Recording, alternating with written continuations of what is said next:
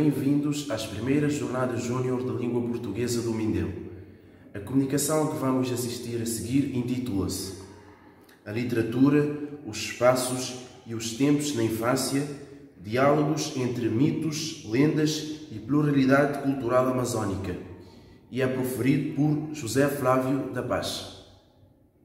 José Flávio da Paz, doutorando em Estudos Literários, mestre em Estudos Literários, mestre em Letras, MBA em Comunicação e Semiótica Forense, Educação e Sociedade, Língua Portuguesa, Redação e Oratória, História e Cultura Afro-Brasileira Futura, Língua, Linguística e Literatura, Produção de Textos Faveni, Teoria da Literatura e Produção de Textos, Alfabetização e Letramento, entre outras. Habilitado para o ensino da língua portuguesa e bacharel em letras, com habilitação em língua brasileira de sinais. Foi educador infantil, professor das séries iniciais e finais do ensino fundamental e médio de 1989 a 2007 na iniciativa privada, conciliando a função de docente na educação básica e do ensino superior de 2007 a 2015. Na iniciativa privada e pública, nas funções de professor substituto, coordenador de polo, professor formador, professor pesquisador, assumindo desde 2016 a função de professor do Magistério Superior na Universidade Federal de Rondônia.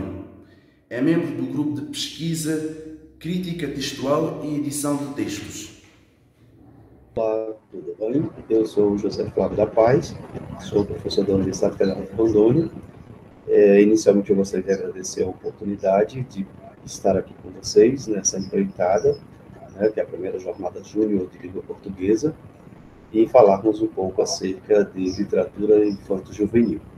Eu elegi, de certa forma, um trabalho local, que, de certa forma, vai desenvolver os aspectos da literatura rondoniense, que é geograficamente onde estou, como falei, e será de grande satisfação poder colaborar nessa trajetória.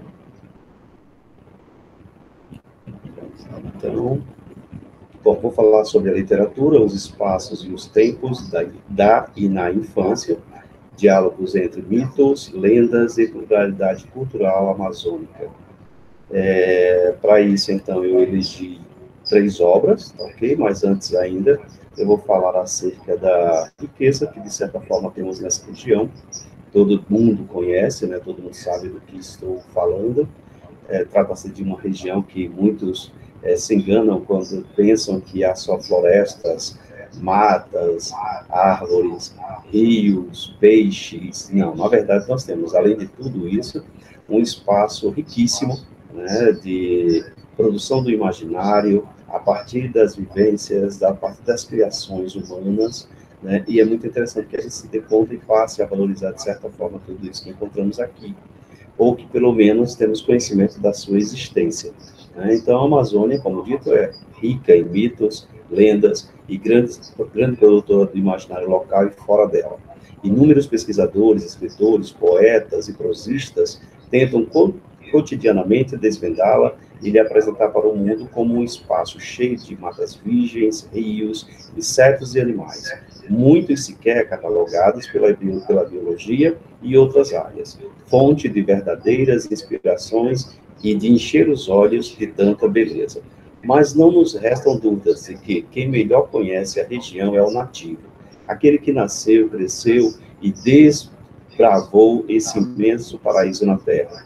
Nesse cenário, a criança se desenvolve e passa a reconhecer suas potencialidades, além de valorizar e respeitar a relação homem versus meio ambiente, numa preocupação incessante na preservação das espécies animais e da imensa floresta de árvores seculares.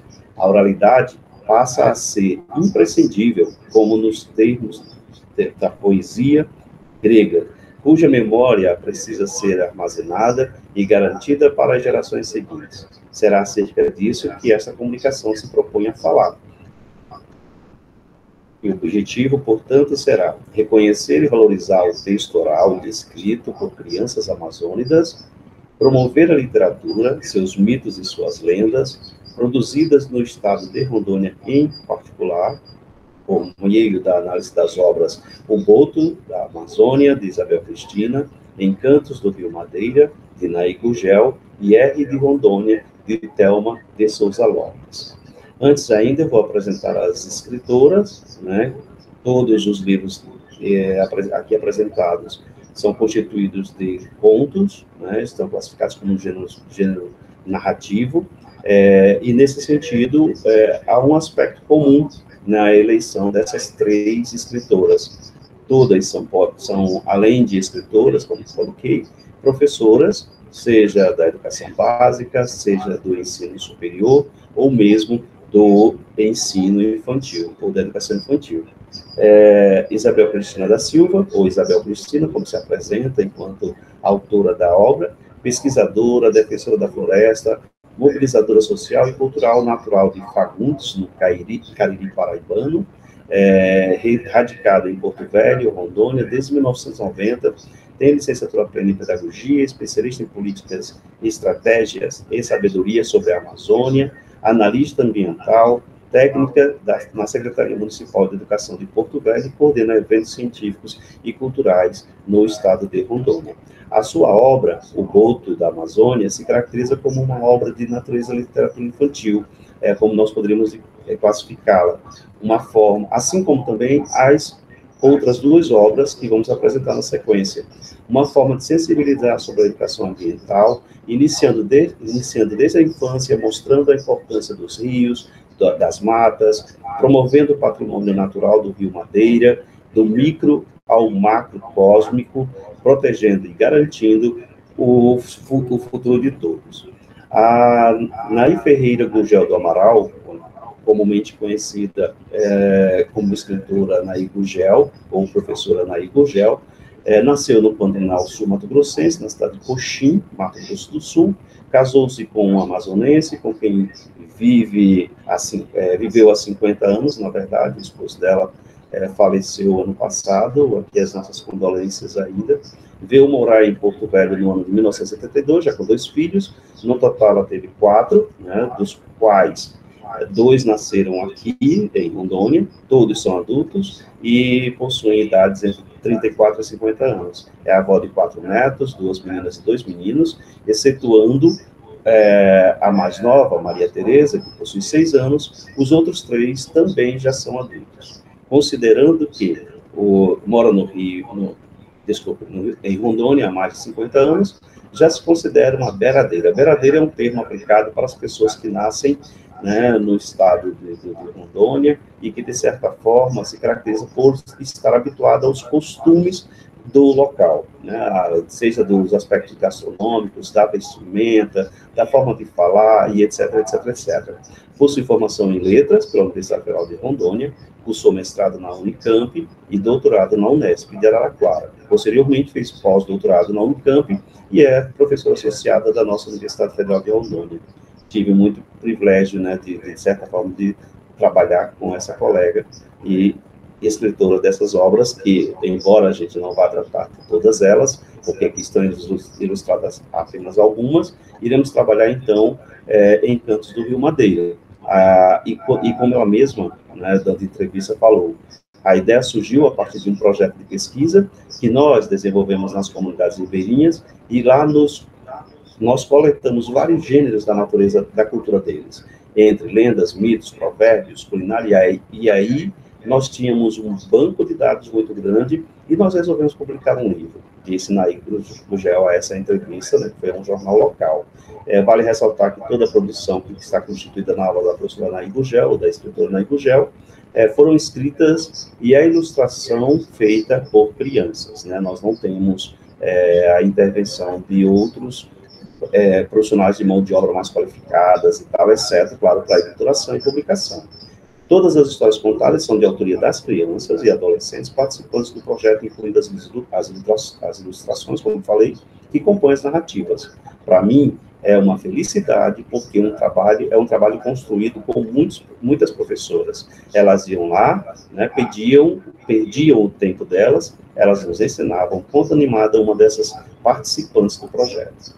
A mais nova, no sentido de produção, literária rondoniense é a Thelma, mas não é a menos importante, todas têm o seu valor, todas têm a sua importância, é tanto que o prefácio da obra da Thelma, né, R de Rondônia, que seria a obra, é exatamente prefaciado pela professora Anaí Gurgel, então já seria uma sequência dessa produção também.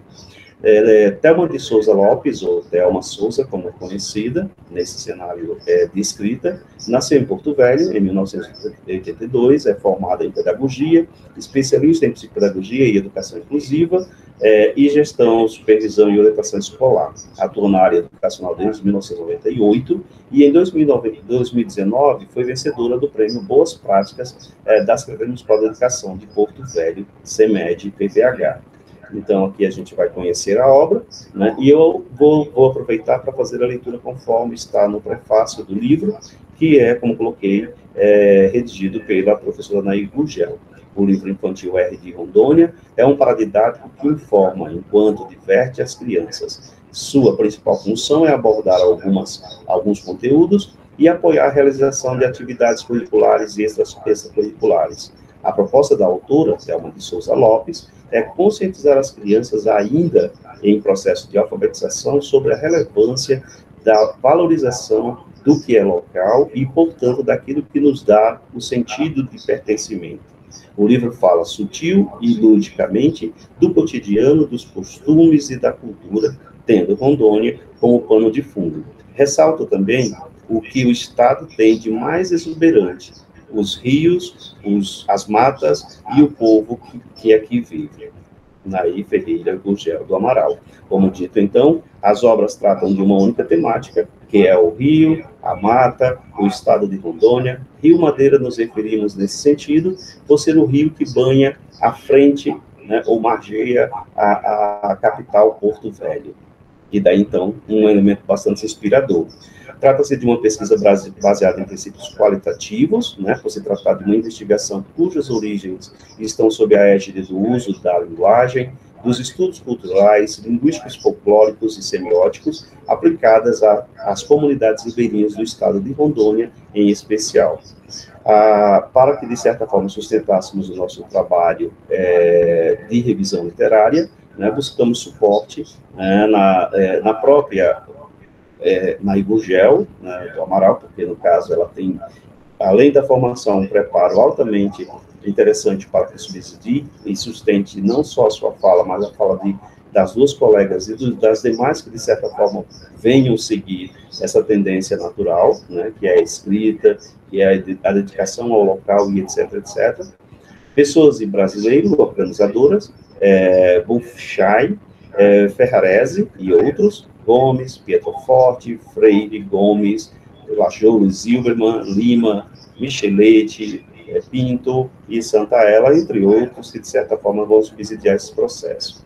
A escolha das obras e das autoras decorreu da temática comum, né, nas suas obras, suas condições docentes e experiências com crianças, como pesquisadoras e conhecedoras da realidade local, versando sobre as situações fantásticas acerca da cobra grande, o boto, o caipora, o caboclinho, o saci, da mula sem cabeça, da mulher de branco, do homem de branco, do pé de bode e outras histórias que compõem o imaginário infantil e adulto, em especial daqueles que habitam as regiões ribeirinhas da Amazônia. As cores utilizadas e as ilustrações também serão elementos de análise, né, considerando a predominância de cores que fazem referência ao rio, ao céu, às florestas e fazem indicação direta ao fazer cotidiano, como pescar, a agricultura de subsistência, brincar de subir em árvores, o encontro surpreendente com algumas espécies de animais e insetos, além dos designers utilizados na formatação das obras. Elas não obedecem uma formatação convencional de um livro. Na verdade, nós temos a obra da Isabel Cristina e da Thelma de Souza em um formato quadrado de 20 por 20, enquanto que a obra da Anaí Gurgel a gente vai encontrar lá em 20 por 40, tá? Então, tem formatos diferentes, mas que, de certa forma, subsidiam o nosso trabalho e a nossa pesquisa nesse sentido. os principais resultados, ou o que a gente espera, de certa maneira, é contribuir, ressignificar e expandir a produção para além das fronteiras regionais do Brasil, para mares nunca antes navegados e com certeza que nos construímos na reciprocidade, na solidariedade, cooperação e irmandade possíveis, por meio da literatura, pois todos têm o direito de ler e reproduzi-la indistintamente de qual parte planetária estejamos falando ou, de certa forma, contribuindo ou repensando. A propositura, então, seria esta. Eu agradeço a oportunidade e espero que, de certa forma, em um momento não pandêmico, a gente possa visitar, possa conhecer a instituição aí em Cabo Verde, né, e deixamos votos aqui do Brasil. Um fraterno abraço e até a próxima.